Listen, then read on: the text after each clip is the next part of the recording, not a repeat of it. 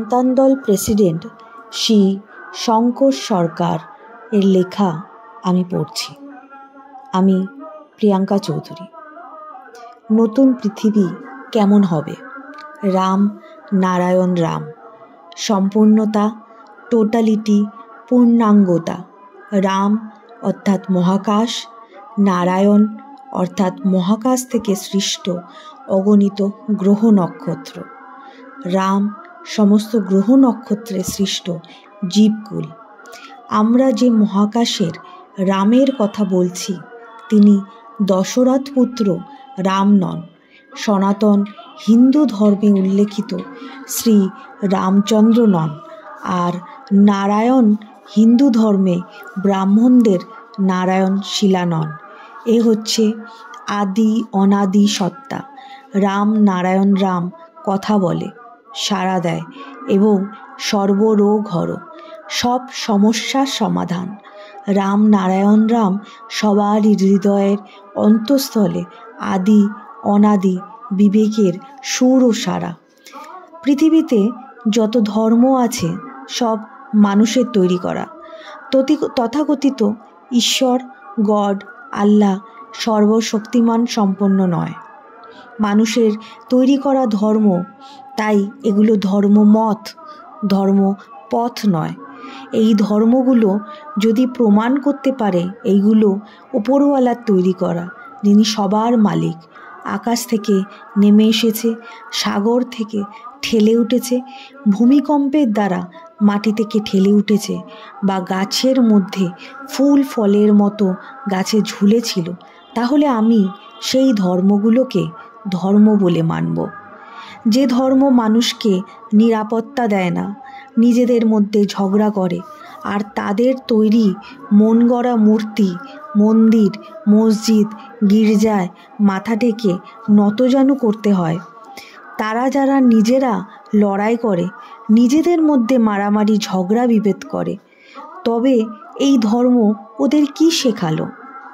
এই পৃথিবীতে বর্তমানে প্রায় 800 কোটি মানুষ জন্মের সময় সবাই ওয়া ওয়া ধ্বনি করে এসেছে এই পৃথিবীতে, এবং জন্মের সময় কেউই এখানকার পোশাকি ধর্ম এবং ধর্মগ্রন্থ ও ধর্মীয় ধ্বনি ও ভাষা বলেনি এবং নিয়েও আসেনি। সবাই জন্মের সময় একই ধ্বনি করেছে, আলাদা আলাদা ধর্মীয় ভাষা বলেনি। তবে আমরা কোন ধর্মটা মানব? ধ্বনি যেমন এক, শরীর মনও এক, আমাদের সৃষ্ট বস্তুগুলোও এক। সেটা হলো পঞ্চভূত, ক্ষিতি, অপ, তেজ, মরুদ, বোম, অর্থাৎ জল, আলো, মাটি, বাতাস, ফাঁকা। ফাঁকাটাও ফাঁকা নয়, ফাঁকার মধ্যেই সৃষ্টির সব কিছু আঁকা। কে খায়, কে দেখে, কে শোনে, কে বোঝে, কে আমাদের করে এবং বা করায় এবং প্রেরণা দেয়। মন দিয়ে দেখলে, খুঁজলে সব সাড়া পাওয়া যায়। মনের বস্তুর বস্তুত্বের বস্তু দিয়ে সৃষ্টির সব বস্তু, সব জীবজগৎ, অণু পরমাণু সবাই এই মনেরই বস্তু এবং মনেরই খেলা। মনই বিবেক। ধর্ম অনুযায়ী ডাক্তারি স্বাস্থ্য গ্রন্থ তৈরি হয়নি, এবং বিজ্ঞান, গণিত শাস্ত্র, ইঞ্জিনিয়ারিং এইগুলো কিছুই তৈরি হয়নি। এই ক্ষেত্রে কেউই মাতব্বরি করতে পারেনি। সারা পৃথিবীতে ধর্ম ও সংবিধান মানুষের তৈরি করা। মানুষের তৈরি করা ধর্ম ও সংবিধান নিরপেক্ষ মস্তিষ্ক প্রসূত হতে পারে না, শুধু নিজেদের স্বার্থসিদ্ধি উদ্দেশ্যে প্রণীত। প্রকৃতির সংবিধানে সকল বস্তুর অস্তিত্বের অস্তিত্ব প্রাণময়, চৈতন্যময়, সৃষ্টিময়, যাহা সর্বদা আবর্তন, বিবর্তন ও রূপান্তরের খেলায় চলছে। এটা দেখার মতো। এইটাই বিজ্ঞান ভিত্তিক, গণিত ভিত্তিক, যুক্তি ভিত্তিক, সুর ভিত্তিক ও বাস্তব ভিত্তিক। প্রকৃতির আত্মবলিদান, আত্ম উৎসর্গ, আত্মনিবেদন, যাহা ভাবাতীত, ভাষাতীত, জ্ঞানাতীত ও গুণাতীত।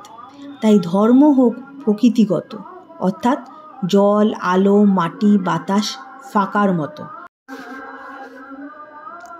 আমরা সবাই অর্থাৎ পৃথিবীর প্রায় 800 কোটি মানুষ এবং জীবকুল সৃষ্টির প্রতিটি বস্তুত্ব সৃষ্টির সাথে জন্মের সময় ধর্ম নিয়েই জন্মেছে।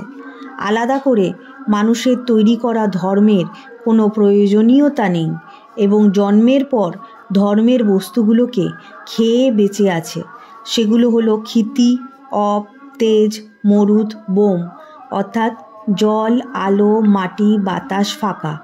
এই বস্তুগুলোর যে গুণাগুণ আছে, আদর্শ আছে, তাদের আত্মবলিদান আছে, আত্ম উৎসর্গ আছে, তাহা ভাবাতীত, ভাষাতীত, আশাতীত, কল্পনাতীত, জ্ঞানাতীত ও গুণাতীত। তাই আমার এবং আমাদের সব কিছু দেহবস্তু, দেহযন্ত্র, দেহযন্ত্রী আমাদের এক্সিস্টিং ধর্ম। এর বাইরে আলাদা করে কোনো ধর্ম হতে পারে না। আমরা প্রত্যেকে সূর্যকে বুড়ো আঙুল দেখাচ্ছি। সেই বুড়ো আঙুল যখন দেখায় তখন 4টে আঙুল আমাদের দিকেই থাকে। পৃথিবীর প্রায় 800 কোটি মানুষ নিজেরা নিজেদের শত্রু হয়ে উঠেছে। তাই সাধু সাবধান, পথিক সাবধান। সৃষ্টিকর্তা এত বোকা নয় যে আমাদের ধর্ম ছাড়া পাঠিয়েছে। আমরা আসলে ধর্ম নিয়েই জন্মেছি। দেহের সমস্ত বস্তুগুলো ধর্মের বস্তু, পঞ্চভূতের বস্তু। জল, আলো, মাটি, বাতাস, ফাঁকার বস্তুতে ধর্ম। বস্তুর সেই বস্তুগুলোর আদর্শ আমাদের ধর্মের আদর্শ। জন্মের পর প্রতিটি শিশু 5-6 বছর পর্যন্ত মার স্তন পান করি। তারপরে আমরা প্রকৃতি মা ধরিত্রীর স্তন পান করছি মৃত্যুর আগে পর্যন্ত। সেই অধ্যায় গাছ ও উদ্ভিদ এই মৃন্ময় পৃথিবী স্তন পান করছে, রস টানছে। নারকেল গাছ যেখানে 40 ফুট উপরে সুস্বাদু ফুড ভ্যালু জল ডাব নারকেলের ধরে রাখে, সেটা আমরা পান করি। ফল মূল খাই, শাকসবজি খাই। প্রকারান্তরে ধরিত্রী মায়েরই স্তন পান করছি মৃত্যুর আগে পর্যন্ত। তাই পৃথিবীর ধর্ম, জলের ধর্ম, বাতাসের ধর্ম, আলো, তাপ, সূর্যের ধর্ম এরা হলো ফাঁকা থেকে অর্থাৎ মহাকাশ থেকে। মহাকাশের কোলে শোভা পায় এবং এক্সিস্টিং। যেভাবে মার কোলে সন্তান শোভা পায়। মহাকাশের নাম রাম নারায়ণ রাম। এই রাম নারায়ণ রাম আমাদের একাধারে পিতা, একাধারে মাতা। যেভাবে মাতা পিতার ধর্ম সমাজ ভুল করে মানছে, তাই আমাদের পিতামাতা মহাকাশ, তার সৃষ্ট পঞ্চভূত আমাদের আদি অনাদি ধর্ম। জন্মের আগে মায়ের পেটেই ছিলাম। মায়ের অস্তিত্বকে খেয়েই বেঁচেছিলাম। মায়ের পেট থেকে বেরিয়ে জন্মের পর প্রকৃতি মায়ের পেটে আছি এবং প্রকৃতিকে খেয়ে বেঁচে আছি। এবং উদ্ভিদ, জীবকুল, প্রাণী জগৎ সবাই প্রকৃতিকে খেয়ে বেঁচে আছে। আমরাও ওদেরকে খেয়ে বেঁচে আছি। প্রকারান্তরে প্রকৃতিই আমাদের সব। পঞ্চভূত আমাদের ধর্ম। আমরা part of nature, part of god, part of Ram Narayan Ram. সৃষ্টির কোনো বস্তু, সৃষ্টির প্রাণময় চৈতন্যময় বস্তু কাউকে বাদ দিয়ে আল্লাহ, খোদা, ঈশ্বর, গড হতে পারে না। তাহলে অঙ্গহীন ঈশ্বর বা গড হয়ে যাবে।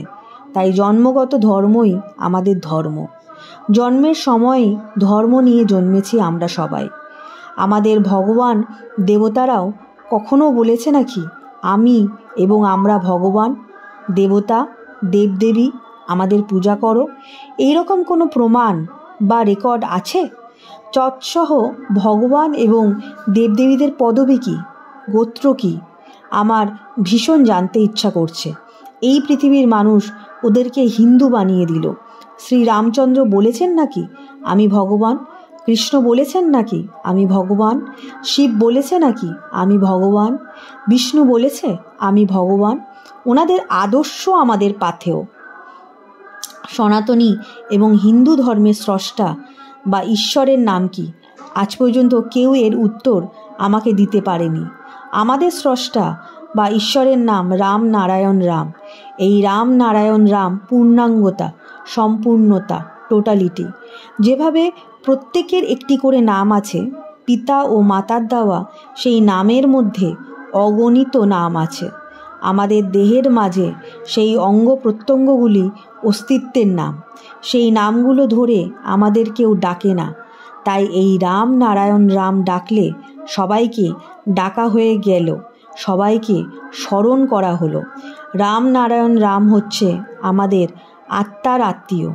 রাম নারায়ণ রাম কথা বলে, সাড়া দেয়, সর্বরোগ হর, সর্ব সমস্যার সমাধান এই রাম নারায়ণ রাম। এই পৃথিবীর সমস্ত মহানরা, গুরুরা, দেবদেবীরা, ভগবানরা বিয়ে থাওয়া করে, সংসার ধর্ম করে সবাই নিজেরা ব্যর্থ হয়েছে, প্রকৃতি বিরুদ্ধ কাজ করেছে, পাপ করেছে। তাই সবাই প্রকৃতির দরবারে খুনি, অপরাধী। অথচ আমাদের জন্মসিদ্ধ মহান শ্রী শ্রী মহাগুরু বীরেন্দ্র চক্রবর্তী বালক ব্রহ্মচারী মহারাজ ওইসব আকামগুলো করেনি। অথচ তিনি আমাদের পেটের বাচ্চা বলে আখ্যা ব্যাখ্যা দিয়েছেন দীক্ষার মাধ্যমে। তিনি প্রথম মহাগুরু, যিনি দীক্ষা দিয়ে কারোর নিকট হইতে কোনো বস্তু, অর্থ বা বস্ত্র গ্রহণ করেননি। এই রকম আদর্শ পুরুষ, যিনি আদি অনাদি অনন্ত, তিনি স্বয়ং রাম নারায়ণ রাম। তিনি আমাদের একাধারে পিতা ও মাতা। তার আদর্শ আর তার তত্ত্ব এবং তথ্য, তার জীবনী আমাদের আত্মিক বিপ্লব ঘটিয়েছে। এই বিপ্লব ভাবাতীত, আশাতীত, ভাষাতীত, কল্পনাতীত, জ্ঞানাতীত ও গুণাতীত। সমস্ত জীবকুল এবং ধর্মপ্রাণ ও কর্মপ্রাণ মানুষকে অনুরোধ করছি, একটু ভাবুন, বিবেকের সাথে মিলিয়ে যাচাই করে নিন। সবার মঙ্গল ও শুভ কামনা করছি এবং শান্তি বর্ষিত হোক এই প্রার্থনা রাখছি। দাবি বইতে শরৎচন্দ্র চট্টোপাধ্যায় কি বলছেন শুনুন। সমস্ত ধর্মই মিথ্যা, আদিম যুগের কুসংস্কার। বিশ্ব মানবতার এত বড় শত্রু আর নেই। শরৎচন্দ্র চট্টোপাধ্যায়ের এই কথার সাথে আমি একমত নই। মানুষের তৈরি করা ধর্ম মিথ্যা হতে পারে, তাই এটা ধর্মমত। আর প্রকৃতির ধর্ম হলো ধর্মপথ। সেই পথ হলো মূলাধার, স্বাধিষ্ঠান, মণিপুর, অনাহত, বিশুদ্ধ, আজ্ঞাচক্র, সহস্রা। এই ধর্মপথ হলো মানুষের একমাত্র মুক্তির পথ।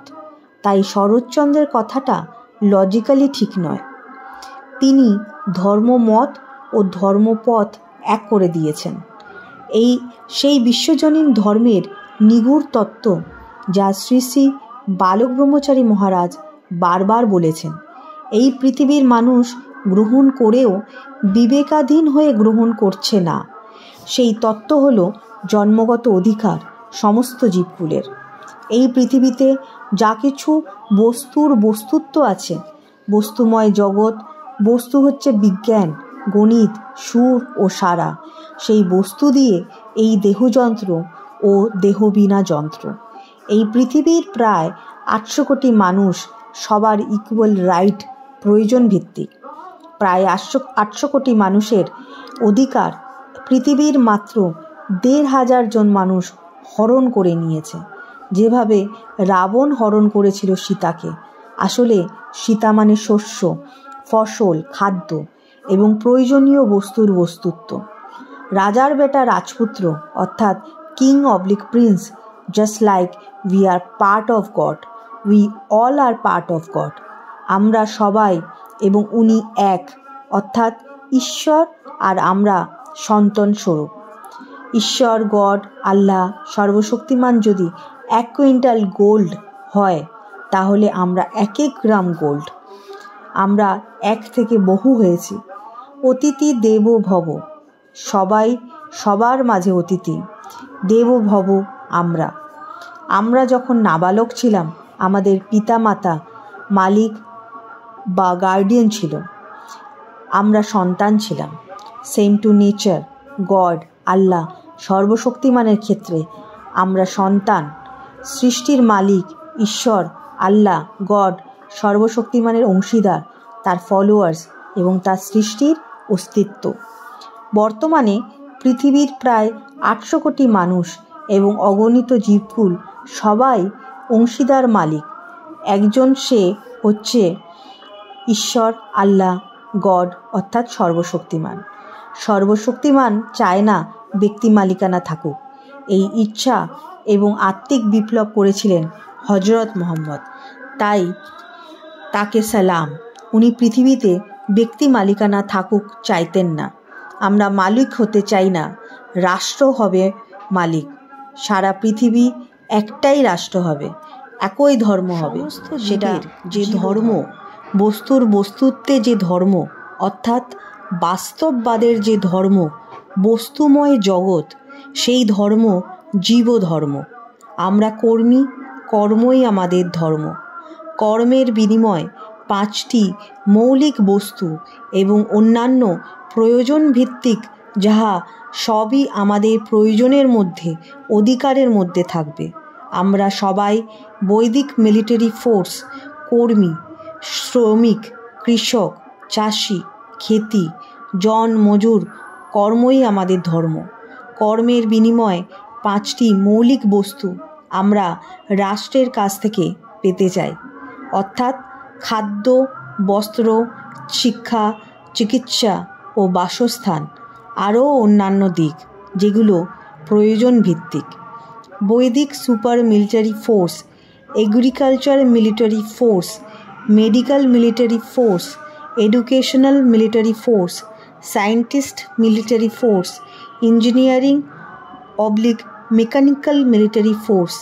এই সায়েন্টিফিক 5টি ফোর্স যার যার যোগ্যতা ও শারীরিক সক্ষমতা অনুযায়ী কর্ম করতে হবে বাধ্যতামূলক। সমাজ ও জগৎ এর জন্য এই 5টা স্তম্ভ, পিলার, যার উপর রাষ্ট্র ও জনগণ দাঁড়িয়ে থাকবে। রক্ষা এবং সার্ভিস, তার বিনিময় 5টি মৌলিক বস্তু, খাদ্য, বস্ত্র, বাসস্থান, চিকিৎসা ও স্বাস্থ্য পাবে প্রয়োজন ভিত্তিক। সুপার মিলিটারিতে কর্মরত এই পৃথিবীর মানুষ তাদের শ্রেষ্ঠ সেবা, শ্রেষ্ঠ সার্ভিস গুণের জন্য তাদের নোবেল প্রাইজ দেওয়া হবে, আত্মিক সম্মান দেওয়া হবে এবং তারা পৃথিবীর শ্রেষ্ঠ ব্যক্তিত্ব হবে এবং তারা দৈব শক্তির অধিকারী, দৈব জ্ঞানে পূজিত হবেন। রাষ্ট্রের কাছে আমরা নাবালক, রাষ্ট্র আমাদের পিতা মাতা। সারা পৃথিবী একই রাষ্ট্র, একই সংবিধান। সেই সংবিধান প্রকৃতির সংবিধান, মহাশূন্য মহাকাশের সংবিধান, বিবেকের সংবিধান, মানুষের অন্তরের আত্মিক সংবিধান। সবার উপর মানুষ সত্য, জীবকুল সহ সৃষ্টি ও সত্য, আদি ও অনাদি, স্বয়ং তিনি, যিনি ফাঁকার মধ্যে আঁকা হয়ে আছে। সৃষ্টির মাঝে ফাঁকা বলে কিছু নেই, সবই আঁকা। ফাঁকার মাঝে আঁকা। ফাঁকা হলে ফাঁকা থেকে সৃষ্টি হতো না। তৃষ্ণা বা ক্ষুধার সময় ফাঁকা বোতলে তৃষ্ণা ও ক্ষুধা মেটে না। জলভরা বোতলে তৃষ্ণা ও ক্ষুধা নিবারণ করে। সেই রকম ফাঁকা থাকলে সৃষ্টি হতো না। ফাঁকা পূর্ণ ও পরিপূর্ণ, যেমন আমরা পূর্ণ, জীবকুল পূর্ণ। তাই পূর্ণরূপী মহাকাশকে সালাম করো। এই পৃথিবীতে ব্যক্তি মালিকানা না থাকলে আমাদের লাভ কি? পৃথিবী একই রাষ্ট্র হবে, খণ্ড রাষ্ট্র, খণ্ড জাতি, খণ্ড ধর্ম থাকবে না। এক রাষ্ট্র, এক জাতি, এক ধর্ম, এক ভাষা হবে। ব্যক্তি মালিকানাও থাকতে পারবে না। পৃথিবীরূপী একই রাষ্ট্র, বাৎসরিক আয়ের 40% টাকা পুলিশ, মিলিটারি ও যুদ্ধের জন্য ব্যয় হয় এবং 20% টাকা সরকারি কর্মচারী, আমলাদের ও মন্ত্রী, এমএলএ, এমপিদের ভরণ পোষণে ব্যয় হয় এবং চুরি ও অপচয়ে, লিকেজে 10%, আর 30% অবশিষ্ট রইল 100 ভাগের মধ্যে জনগণের জন্য। কিন্তু আমরা মালিক 100 ভাগের, অ্যাজ পার বার্থ রাইট, জন্মগত অধিকার। তাহলে পৃথিবীতে কি আর সমস্যা থাকবে? 100 ভাগের 100 ভাগই আমরা ভোগ করব। 70% ভাগ আর অপচয় হবে না। এই কারণে ব্যক্তি মালিকানা থাকবে না, থাকতে দেওয়া হবে না। মালিক মহাকাশ স্বয়ং প্রকৃতি। আমরা তার সন্তান জীবকুল। আমাদের ধর্ম জীবধর্ম। অভাব আমরা সৃষ্টি করেছি। পৃথিবী এককাত হয়ে গেছে। মানুষকে এটা সিধে করতে হবে। মানুষ সব পারে। মানুষের ঐক্য আমাদের শক্তি। ঐক্য হলো মানুষের শক্তি ও ধর্ম। ধর্ম আলাদা বলে কিছু নেই, কর্মই ধর্ম। আমরা প্রত্যেকে ভাই ভাই, ভাই বোন। মানুষের প্রকৃতির বস্তুর বস্তুত্ব ও শক্তির উৎস। প্রকৃতির বস্তু দিয়েই মানুষ সৃষ্টি। সব মানুষের ধ্বনিই হলো ওয়া ওয়া ধ্বনি। স্রষ্টা, ঈশ্বর, গড, আল্লাহ সর্বশক্তিমানের আসল নাম রাম নারায়ণ রাম। রাম নারায়ণ রামের আখ্যা ও ব্যাখ্যা হলো, রাম হচ্ছে মহাকাশ, নারায়ণ হচ্ছে মহাকাশ থেকে সৃষ্ট অগণিত গ্রহ নক্ষত্র, যা মহাকাশ থেকে সৃষ্টি হয়েছে, মহাকাশেই বিরাজ করছে। মহাকাশই সবার সৃষ্টিকর্তা। সমস্ত জীব ও বস্তুর মহাকাশই সৃষ্টিকর্তা। রাম নারায়ণ রামের শেষের রাম হচ্ছে জীবকুল, অর্থাৎ বস্তুময় জগৎ। এই হলো রাম নারায়ণ রামের ব্যাখ্যা। এই রাম নারায়ণ রাম হিন্দুদের নয়, হিন্দুদের স্রষ্টার নাম নয়। হিন্দুরা তাদের স্রষ্টার নাম জানেই না। ঈশ্বর স্রষ্টাকে ডাকবেই বা কী করে? আল্লাহর নাম আল্লাহ, এটা কি করে মুসলিমরা জানলো? কার কাছ থেকে জানলো? সূর্য বলল? মাটি বলল? আকাশ বলল? জল বলল? বাতাস বলল? আল্লাহর নাম আল্লাহ, এটা মহাশূন্যের বার্তা তো নয়, প্রকৃতিরও বার্তা নয়। তাই রাম নারায়ণ রাম করো। রাম নারায়ণ রাম কথা বলে, সাড়া দেয়, সর্বরোগ হরণ করে, সর্ব সমস্যার সমাধান। রাম নারায়ণ রাম ব্যাখ্যা আমি আপনাদের কাছে তুলে ধরছি। প্রত্যেকটি মানুষ ও প্রত্যেকটি জীবের নাম আছে। মানুষের দেওয়া নাম, আমার নাম শঙ্কর সরকার। এই নামের মাঝে অনেক নাম আছে। সেই নামগুলো দেহের অস্তিত্ব, পার্ট অফ বডি। প্রত্যেকটি ব্যক্তির নামের মাঝে তাদের নিজ নাম থাকা সত্ত্বেও চোখের নাম, জিহ্বার নাম, কানের নাম, শিরা, উপাশিরা, kidney, heart, stomach, lungs, liver etcetera, কত নাম। একই নামের মাঝে অনেক নাম। আমরা সেই ব্যক্তিকে অগণিত নাম ধরে ডাকি না। পিতামাতার দেওয়া অফিসিয়াল ইউজ আধারের নাম ধরে ডাকি। তেমনি রাম ও নারায়ণ রাম সবার নাম, সবার অস্তিত্বের নাম, সর্বশক্তিমানের নাম, সৃষ্টিকর্তার নাম। মানুষের তৈরি করা সব ফাঁকা বলে আসলে কিছু ফাঁকা নয়, ফাঁকা হতে পারে না। ফাঁকা থেকে সৃষ্টি হতে পারে না। তাই ফাঁকা হচ্ছে পূর্ণ, তার সৃষ্ট বস্তুও পূর্ণ। পূর্ণের সৃষ্ট বস্তু পূর্ণ, তাই আমরাও পূর্ণ। জীবজন্তুর ভাষা থেকে আমাদের ভাষা তৈরি হয়েছে। ব্যঞ্জনবর্ণ ও স্বরবর্ণ তৈরি হয়েছে। কাক বলছে কাকা, শিয়াল বলছে হুক্কা হুয়া, গাভী বলছে হাম্বা হাম্বা, বাতাসের শো শো শব্দ, আকাশের গুরুং গুরুং শব্দ, জলের কলকল শব্দ। এইভাবেই প্রকৃতি থেকে ভাষা, বর্ণ, অক্ষর তৈরি হয়েছে। এটা প্রকৃতির মহাদান। সবার জন্য খাদ্য, বস্ত্র, বাসস্থান, চিকিৎসা ও শিক্ষা বাধ্যতামূলক, প্রয়োজন ভিত্তিক। ব্যক্তি মালিকানা থাকবে না। ব্যক্তির কর্মের উপর অধিকার থাকবে। কর্মের ফসল রাষ্ট্রের হবে।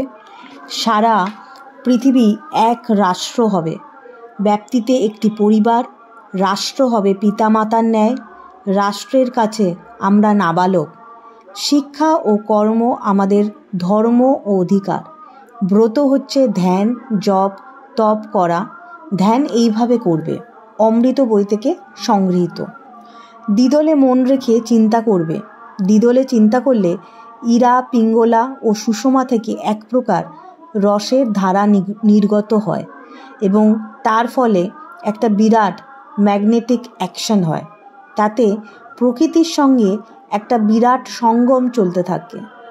দ্বিদলের ধ্যান এইভাবে করবে যেন মিলেনিয়ান ওশান, এবং তাতে বড় বড় সাদা পদ্ম ভেসে বেড়াচ্ছে এবং পরিপূর্ণ শুভ্র চাঁদ আকাশে উঠেছে আর বড় রাজহাঁস উড়ে বেড়াচ্ছে।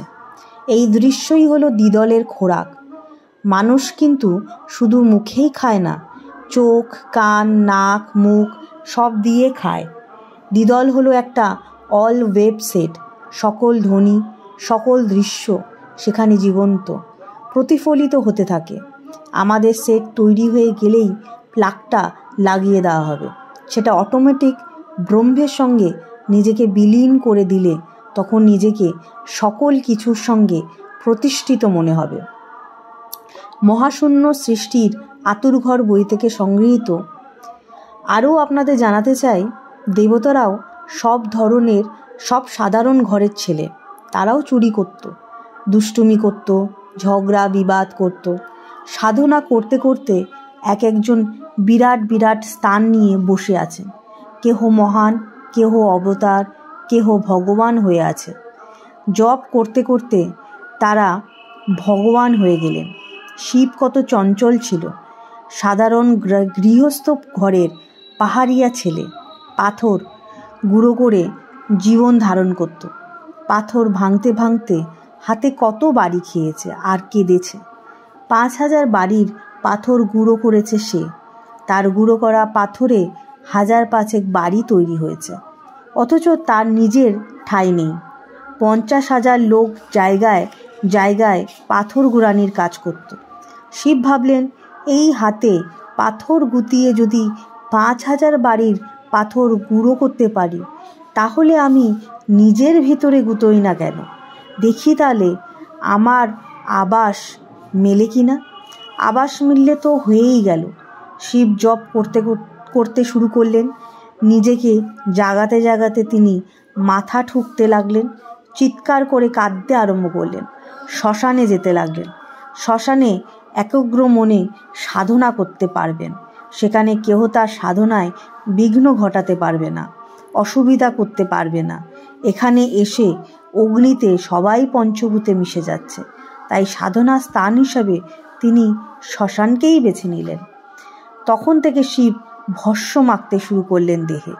এই দেহ একদিন ভস্মীভূত হবে, তাই ভস্মই হলো তার অলঙ্কার। তিনি অগ্নি সাক্ষী করে বললেন, আমি অগ্নি প্রজ্বলিত করে আমার অন্তরের রিপুগুলিকে আহুতি দেব।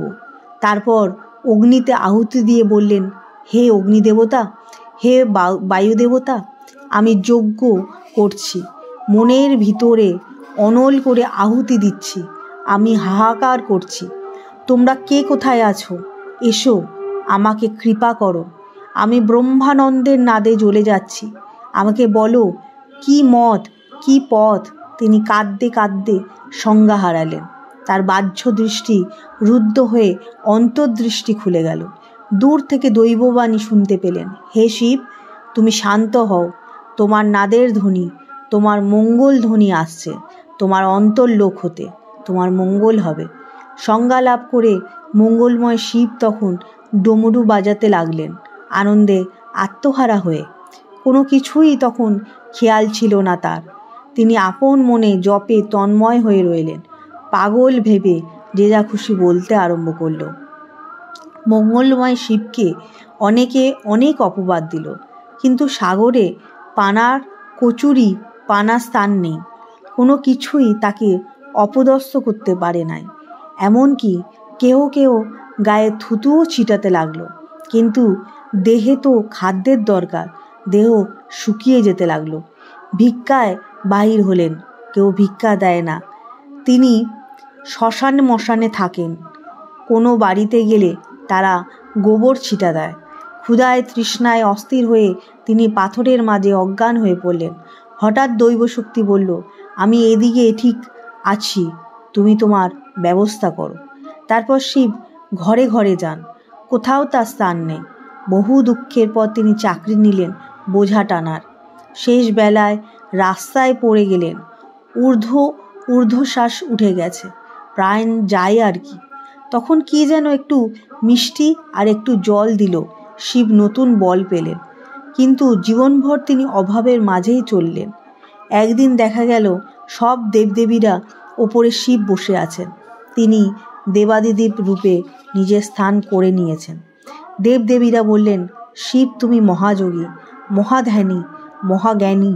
শিব বললেন, আমি যদি মহাযোগী হই তবে ঘরে ঘরে শিব আছে, যোগী রয়েছে। এটা শিব বাক্য, মিথ্যা নয়।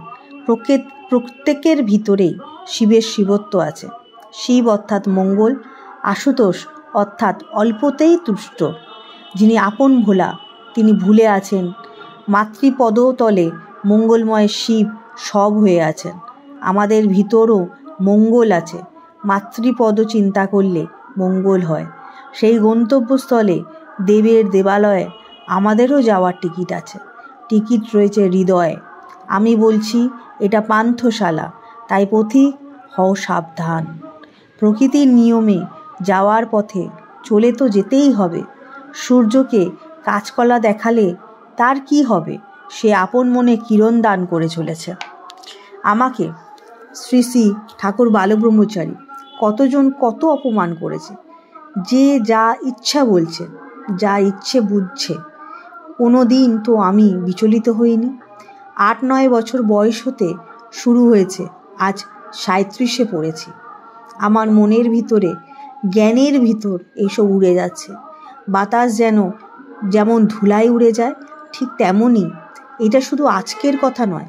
বাচ্চা বয়স হতেই যে জ্ঞান নিয়ে, যে তেজ নিয়ে চলছি, আজও সেইভাবে চলছি। মৃত্যু যখন অনিবার্য, দেহের অবসান যখন অনিবার্য, তৈরি হও। এটা তৈরি হওয়ার জায়গা, ট্রেনিং প্লেস। সত্য যতটুকু পাওয়া গেছে তাই দিচ্ছি। এটা আমার আত্ম অহংকার নয়, এটা আত্মপ্রকাশ, সহজ সরল মনের প্রকাশ। সূর্যের কিরণ নর্মদায় আছে, নর্দমায় আছে, মিষ্টির দোকানেও আছে। সত্য কখনো নষ্ট হয় না, এটা কাচের ঠুনকো গ্লাস নয়। সংসার জীবনের ধর্ম নষ্ট হয় না। তোমরা সত্যতে আছো, সেই সব সময় সতেজ, কোনো অবস্থাতেই নষ্ট হয় না। প্রকৃত অবস্থা জানতে চেষ্টা করবে, তার জন্যই সাধনা, ধ্যান, ধারণা, জপ, তপ। আমি যদি সত্যে জপে থাকি, জ্ঞানে থাকি, মনে যে চিন্তার বৈষম্য ঘটছে, কোনোটাই আমার নয়।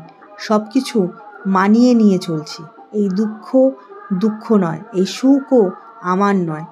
যে তেজ, যে সত্য আমাদের ভিতরে আছে, সেটা কখনো নষ্ট হয় না।